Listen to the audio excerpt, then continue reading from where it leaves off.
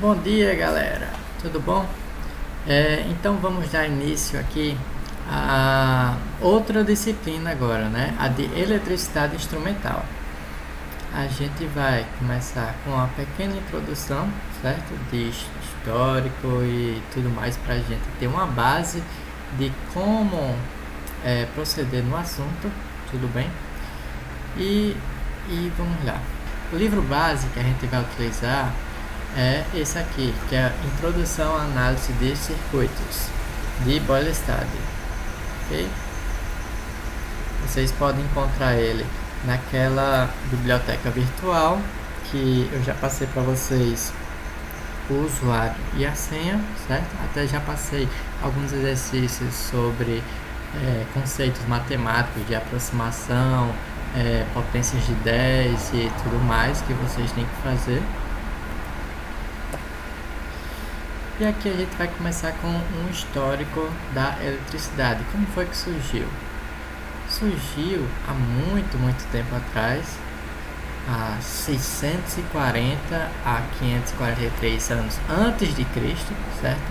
O filósofo grego Tales de Mileto, ele descobriu uma resina fóssil, que era o âmbar, certo? Quando a gente passava esse âmbar numa pele de animal ou num tecido, certo? Ele começava a ganhar uma propriedade de atrair certos materiais, por exemplo, pequenas folhas, penas e tudo mais, certo? E como no grego o âmbar é elétron, chamaram mais na frente essa propriedade de eletricidade.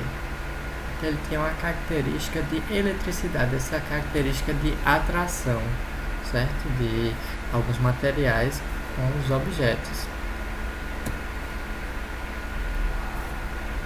Eu não vou falar aqui de todos os cientistas que contribuíram na eletricidade, certo? Porque foram muitos, muito mesmo. Então a gente iria passar muitos dias falando de todos os pesquisadores e cientistas que contribuíram para a eletricidade que a gente vê hoje em dia. E Charles Dufay, em 1698 e 1739, ele demonstrou que essa força elétrica, certo, poderia ser tanto atrativa quanto repulsiva. Eles viram que tinha um certo material, por exemplo, a da resina do âmbar, quando a gente atritava ele com alguma pele, certo? Ele começava a repelir outros materiais que também foram atritados, outros materiais feitos de uma resina, foi atritado também, certo? Eles viam que tinha uma certa repulsão entre eles. E outro tipo de material, de vidro, também quando a gente atritava ele, certo?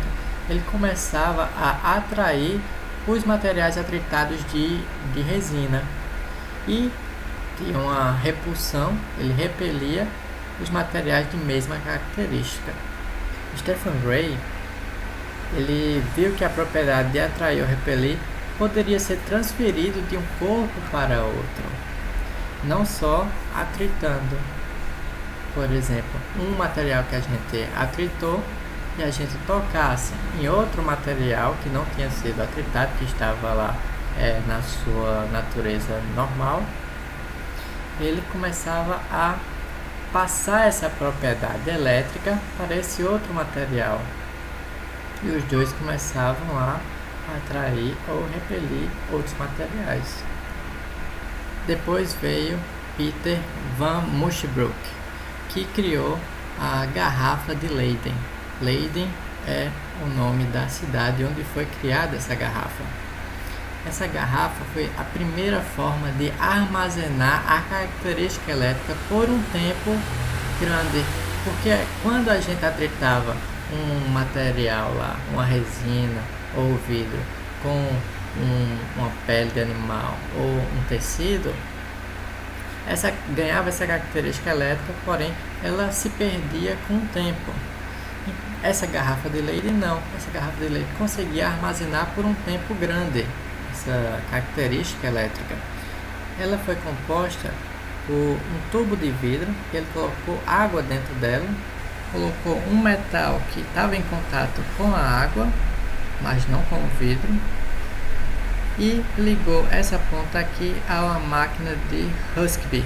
A máquina de Husky foi a primeira máquina de gerar a eletricidade, que nada mais era do que um tubo de vidro em contato com um tecido, e ele começava a girar esse tubo, então começava a ter uma atração e transferir e ganhar a característica elétrica dentro desse tubo. Então ele passava essa característica elétrica por esse metal aqui para a garrafa. Então ele começou a armazenar essa característica elétrica dentro dessa garrafa aqui. E isso nada mais é do que o que acontece nos capacitores, que a gente vai ver mais na frente, certo? Capacitores são dispositivos elétricos que conseguem armazenar carga elétrica, só que naquela época ainda não tinha esse conceito de carga elétrica, então a gente vai dizer que armazenava a característica elétrica. Benjamin Franklin, ele propôs uma teoria que considerava a carga elétrica como um único fluido que poderia ser transferido de um corpo para o outro. Ele viu que essa parte que um corpo é constituído da matéria própria, certo? E também consistia dentro dele uma matéria elétrica, que também era chamado de fogo elétrico. E esse fogo elétrico criava uma atmosfera elétrica em torno do material, que fazia com que ocorresse a atração ou a repulsão. E ele estudava isso como se fosse um fluido que passava de um corpo para o outro, passava essa matéria elétrica, esse fogo elétrico, de um material para o outro. E todos os materiais ele tinha uma taxa de fogo elétrico fixa, que tendia sempre a equilibrar. Então todos os corpos tinham um fogo elétrico. E quando passava de um material para o outro, um ganhava mais fogo elétrico e o outro ficava com menos fogo elétrico. Então ele começou a chamar quem ganhava o fogo elétrico de positivo e quem perdia ficava negativo. Então foi a primeiro conceito de positivo e negativo. Então, quando esses dois corpos ganhavam o fogo elétrico, eles começavam a ter uma repulsão devido à atmosfera elétrica. E eles também justificavam que quando um corpo ganhava esse fluido elétrico e outro corpo perdia o fluido elétrico, eles tendiam a ter uma força de atração. Por isso que ficou conhecido como sinais iguais se repelem e sinais diferentes se atraem. Ele também formulou ideias que o raio, que antigamente pensavam que era só manifestações divinas, certo, de Deus, ele formulou que esses raios nada mais é do que as características elétricas que os humanos já estavam criando. Ele propôs vários experimentos para comprovar isso. Um deles foi o da pipa, que muita gente conhece porque o raio é atraído pelo metal aqui da chave e ele é conduzido através do fio até a base, certo? Mas Franklin não foi o que fez esse experimento. Ele criou vários experimentos para comprovar isso, mas ele não fez nenhum porque ele viu que era muito perigoso. Então ele deixou que outras pessoas fizessem isso por ele e realmente fizeram um grupo lá na França, fez uma das experiências e colocou e fez com que o raio fosse injetado numa garrafa de Leyden, e posteriormente eles viram que tinha a mesma característica da eletricidade que os humanos já estavam utilizando naquela época. Ele também deu início que as pontas de metal também atraía os raios. Então começou a gerar os famosos para-raios. Esse daqui é o famoso para-raio Franklin. Se passar para o próximo assunto, a gente pode até fazer um experimento dessa ideia de fluido elétrico, que um material passava para o outro. Ele sempre correlacionava como se fosse uma esponja. A esponja consistia de uma matéria, certo? E ela conseguia absorver a água, que era outra matéria que ele correlacionava como se fosse o fluido elétrico. Então, a gente tem como fazer um experimento para a gente mostrar isso bem claramente, certo? Só que nessa tela aqui vai ficar muito pequeno, então vamos aumentar um pouco a tela, tá? Vamos fazer o seguinte: vamos pegar essa esponja aqui, certo? Colocar um pouco de fluido elétrico, de fogo elétrico nela.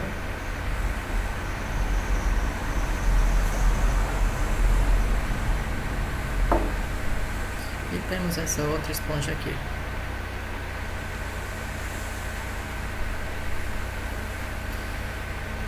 Então, as duas têm o fluido elétrico, certo? Quando a gente passa de uma esponja para outra, a água, e começou a passar o fluido de uma esponja para outra. A esponja que ganhou, ela vai dizer que ela é positiva, porque ela ganhou o fluido, e a esponja que perdeu vai ficar com negativa, porque perdeu fluido elétrico, certo? Vamos voltar lá para os slides. Começar com o estudo da matéria. A matéria é tudo que tem massa e ocupa lugar no espaço, ou seja, possui volume. Um corpo é qualquer porção limitada de matéria. O objeto é um corpo fabricado ou elaborado para ter aplicações úteis. Todos os corpos são compostos de moléculas, sais, metais, gases nobres, certo? E essas moléculas são formadas de átomos. Átomos é a menor porção da matéria, como se a gente fosse dividindo o material, dividindo, até chegar no átomo, certo? E existem vários átomos na Terra, no planeta Terra. Todos esses átomos são chamados de os elementos químicos, certo? Que são os vários tipos de átomos. E aqui a gente tem a tabela periódica, que mostra todos os elementos químicos que estão presentes no globo terrestre, certo? E cada um desses elementos químicos, eles possuem uma certa quantidade de partículas. Essas partículas são os prótons, os elétrons e os nêutrons, certo?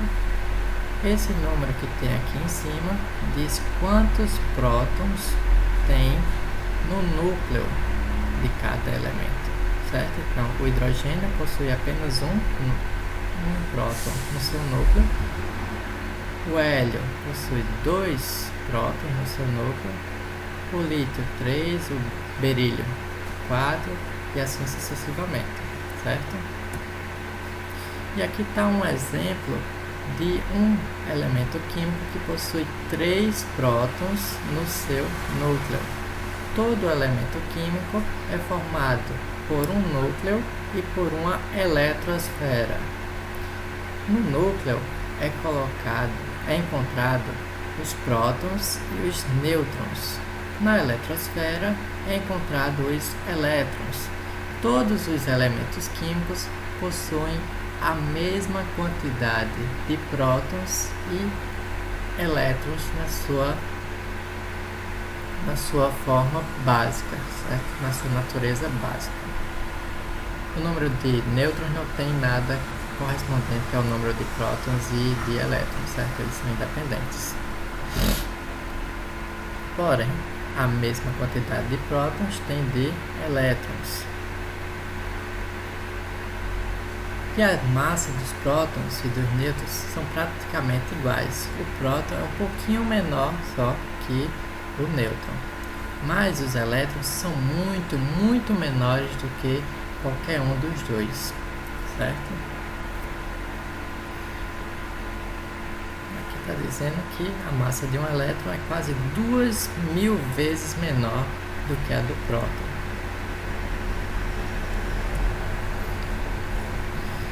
E foi descoberto que os prótons tinham uma certa natureza e os elétrons outro tipo de natureza, uma natureza oposta. Então foi dito que os prótons eram positivo e que os elétrons eram negativo. Tinha aquelas mesmas características de repulsão e de atração. Dois prótons colocados, eles se repelem e os prótons tinham atração com os elétrons. E os elétrons também tinham uma repulsão com outro elétron, certo? Daí foi que surgiu que sinais iguais se repelem e sinais opostos se atraem, certo?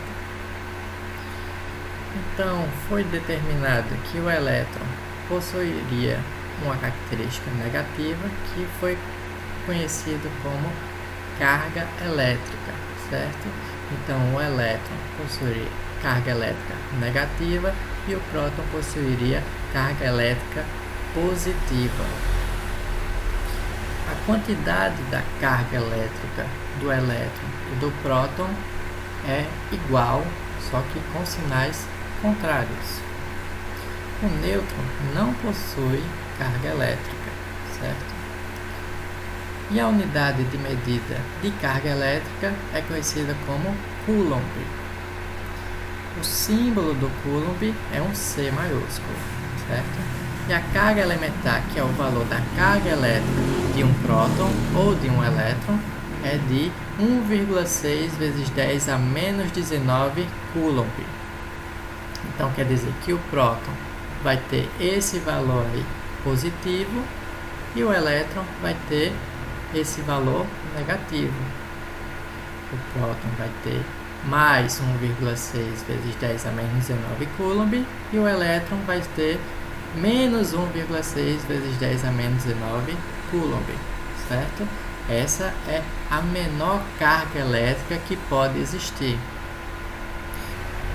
Isso aqui é uma representação de um experimento que foi feito com um gerador de tubo de raios catódicos, que viram que quando injetava essas três partículas, elétrons, prótons e nêutrons, eles se comportavam de maneiras diferentes quando colocado em um campo magnético.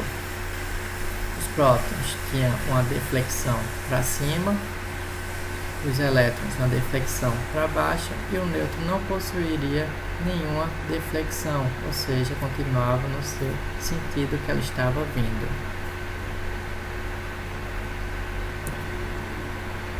E aqui a gente vai dar continuidade à explicação de como se comportavam os materiais quando a gente atritava um no outro, que os cientistas e os pesquisadores na antiguidade estavam fazendo, só que eles não tinham essa explicação, eles não sabiam o porquê, o que estava acontecendo de verdade, certo? E o que estava acontecendo de verdade era o seguinte, que um corpo, quando não tinha sido atritado com nada, ele era um corpo neutro, ou seja, possuía a mesma quantidade de prótons e a mesma quantidade de elétrons. E se o corpo possui uma quantidade diferente de prótons e elétrons, esse vai ser considerado um corpo eletrizado, certo? Tanto positivamente ou negativamente.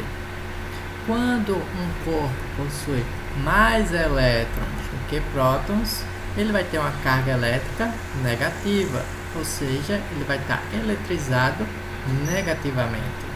E se um corpo tem mais prótons do que elétrons, se a gente somar a quantidade de prótons e somar a quantidade de elétrons, a gente vai ver que a carga elétrica resultante vai ser positiva, porque tem mais prótons que são positivos do que elétrons que são negativos.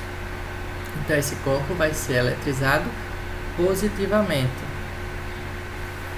E uma coisa que a gente tem que saber é que no núcleo, onde estão os prótons e os nêutrons, eles têm uma atração muito grande entre eles.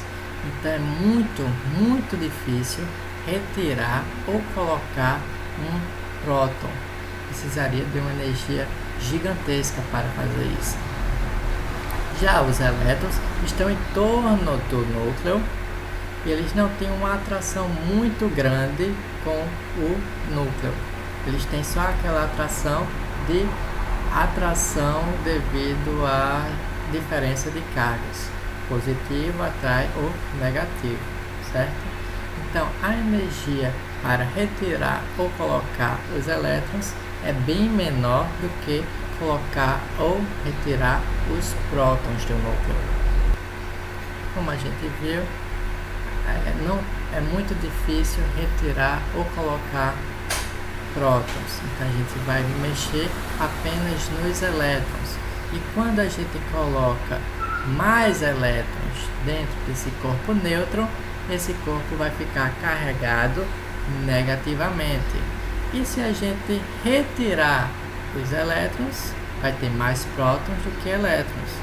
Então esse corpo vai ficar eletrizado positivamente. A gente vai estudar agora alguns efeitos elétricos. Existem os efeitos elétricos luminoso, térmico, fisiológico, químico e magnético. O efeito luminoso a gente vê em todo tipo de lugar, que são as lâmpadas. A gente utiliza essa energia elétrica para gerar luz.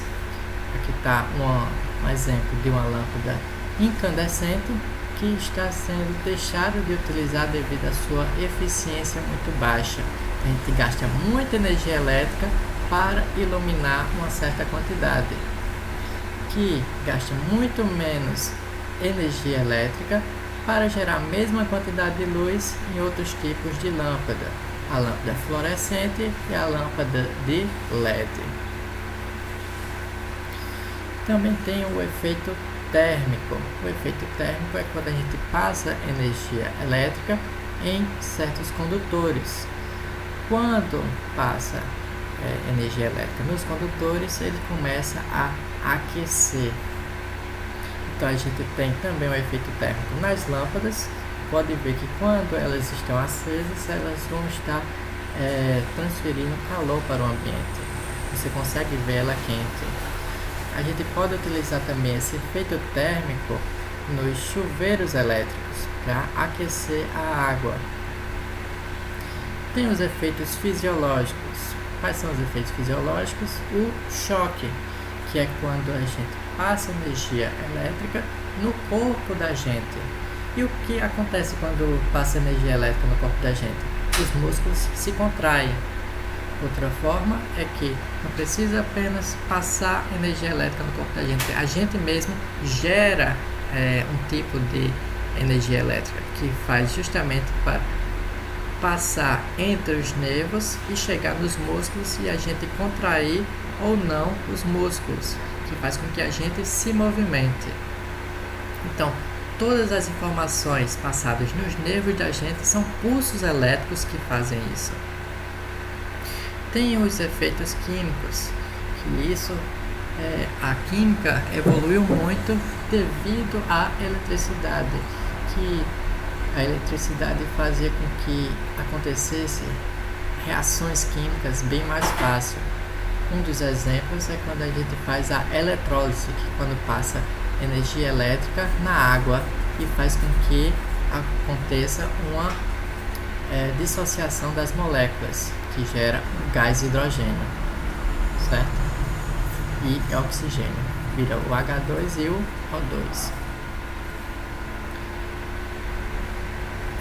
Também temos o efeito magnético, que é um dos efeitos mais importantes da eletricidade, que é devido a ele que a gente consegue movimentar motores e também consegue gerar eletricidade nos geradores, que nada são mais do que motores, o contrário dos motores. Que o motor a gente passa energia elétrica e ele movimenta o seu rotor, e os geradores é o contrário, a gente vai girar esse rotor e vai produzir corrente elétrica. Outro exemplo de efeito magnético são os eletroímãs, que nada mais são do que ímãs artificiais, que são ímãs que a gente consegue gerar através da passagem de corrente elétrica.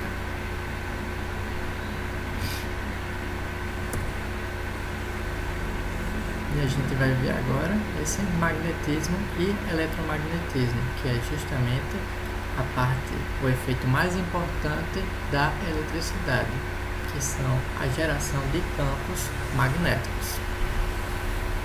Muito antigamente, os gregos descobriram que um certo tipo de rocha que eles encontraram inicialmente perto da cidade de Magnésia, na Ásia Menor, tinha o poder de atrair e segurar pedaços de ferro.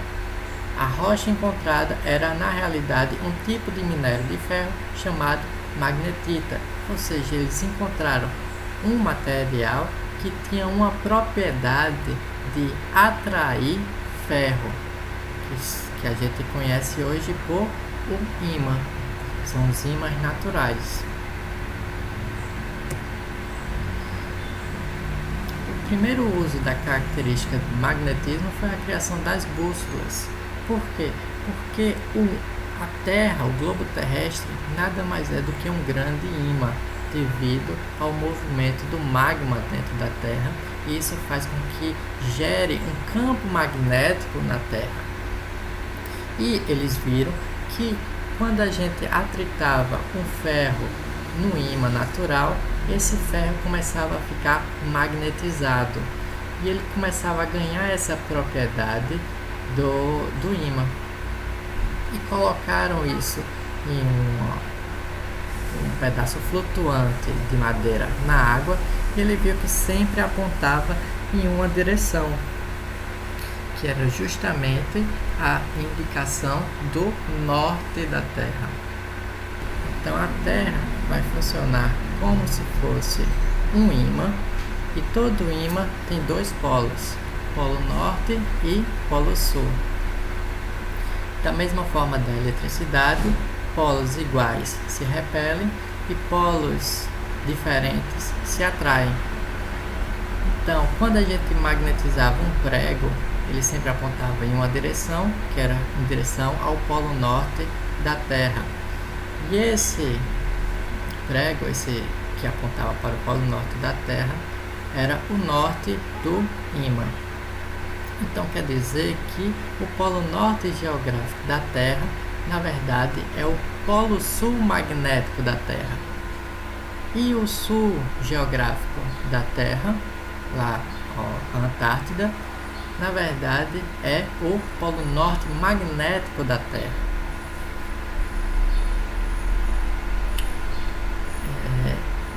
Aqui está dizendo que tem uma pequena inclinação onde é o polo geográfico e o polo magnético da Terra. Eles não são exatamente no mesmo ponto, mas quando a gente está na superfície da Terra, isso praticamente é desconsiderado. A gente pode ver aqui que o campo magnético gerado da Terra sempre vai sair do norte para o sul. E isso gera essa forma do campo magnético é o que faz gerar uma certa proteção da gente a algumas partículas que vêm do Sol. Vocês podem ver que essa proteção é menor tanto no norte quanto no sul geográfico. E justamente por essa proteção ser menor no norte e no sul é que a gente vê os efeitos da aurora. A aurora boreal e a aurora austral. Esse efeito é justamente devido às partículas que vêm do Sol. Então quer dizer que aquilo não é uma coisa muito segura, certo? As auroras não é muito seguro, não faz muito bem para a Terra. Aquilo é um efeito muito bonito, mas que tem um efeito danoso.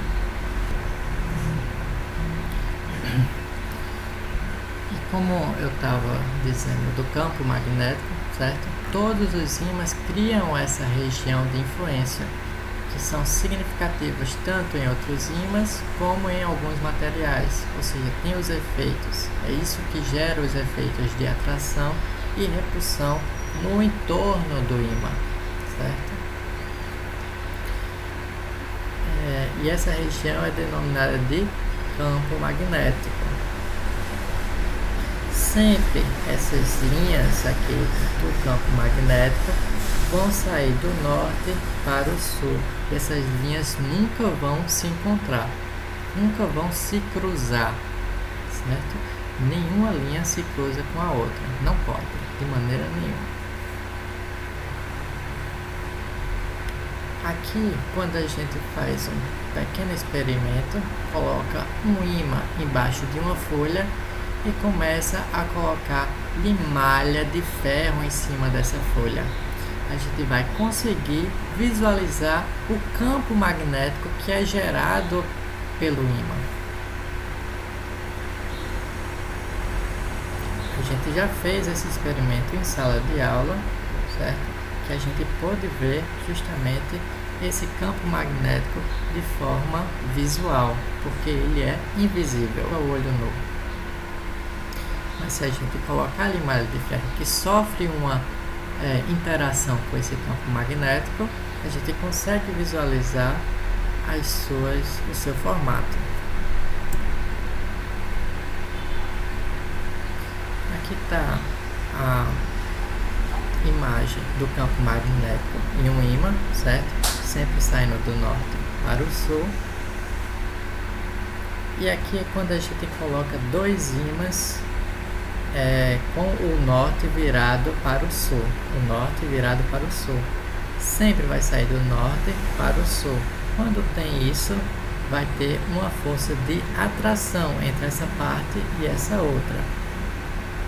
Quando a gente coloca norte virado para o norte, aqui estão saindo as linhas de campo, aqui também estão saindo as linhas de campo, e essas linhas não podem se cruzar. Por isso que ocorre a repulsão entre essas duas.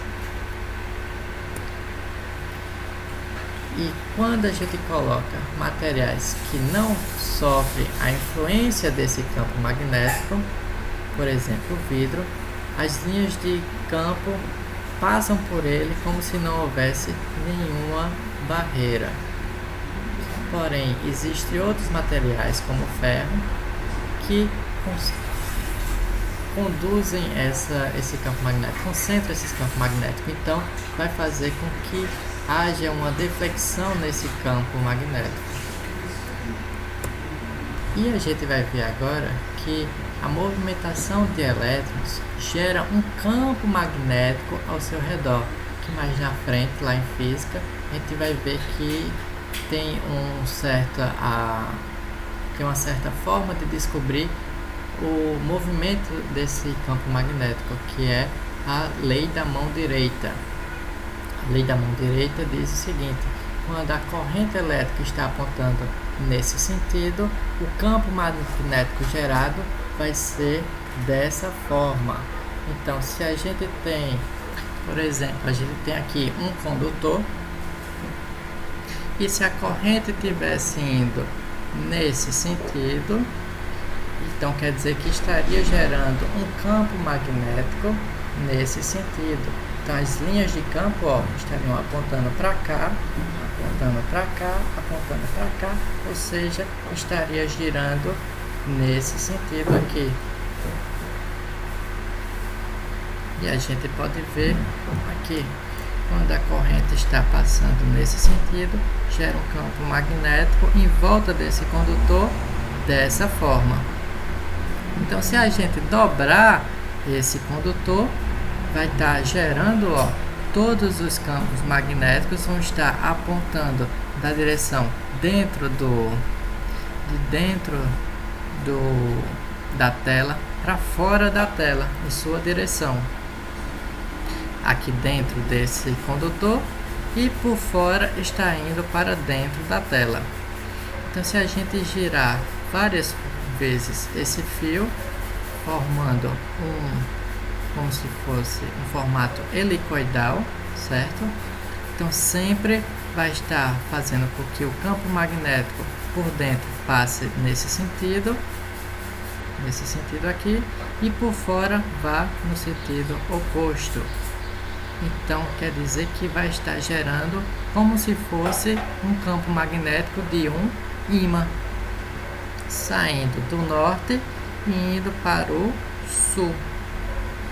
Então isso aqui é como se fosse um ímã artificial, um ímã que é gerado devido à corrente elétrica que está passando no condutor. Se a gente colocar limalha de ferro em um condutor que está passando corrente, a gente vai ver exatamente o mesmo formato de um ímã, saindo do norte aqui, ó, e indo para o sul, certo? E o eletroímã, ele é mais forte quando a gente coloca um material ferromagnético dentro do condutor, porque ele consegue concentrar melhor o campo magnético. Então ele fica mais forte. Uma forma de gerar um eletroímã bem facilmente é pegando um prego e envolvendo ele em um fio e ligando a uma pilha, porque a pilha vai fazer com que gere uma corrente elétrica e vai fazer com que crie esse campo magnético e fazer um ímã artificial aqui. Uma funcionalidade desse eletroímã é o que a gente vê nos desenhos. A gente vê nos desenhos lá que tem um ímã bem forte que atrai os carros e tudo mais em ferro velho, certo? E ele só vai funcionar quando estiver passando uma corrente elétrica, porque se ele fosse um ímã natural, a gente ia atrair os materiais, mas não teria como tirar esse material desse ímã. Então o eletroímã é muito eficiente, porque quando está passando corrente ele atrai, mas quando deixa de passar corrente ele solta. Então a gente consegue movimentar os materiais utilizando essa corrente elétrica. Quando tem corrente elétrica, a gente atrai esse material, e quando não tem corrente elétrica, esse material cai devido à gravidade. E aqui foi um exemplo, um experimento que eles fizeram para visualizar o campo magnético em um eletroímã. Então a gente vai acabar por aqui, certo? Na próxima aula a gente vai dar continuidade. Qualquer dúvida sobre esse assunto, vocês colocam aí nos comentários. Eu vou deixar aqui um vídeo bem interessante para vocês assistirem, que é um vídeo de 1 hora. São divididos em 3 partes, na verdade, 3 partes de 1 hora cada um deles. E de preferência vocês deveriam assistir os 3, porque é bem curioso, certo? Então, quando vocês assistirem, vocês comentam aí nos comentários o que vocês acharam desse vídeo.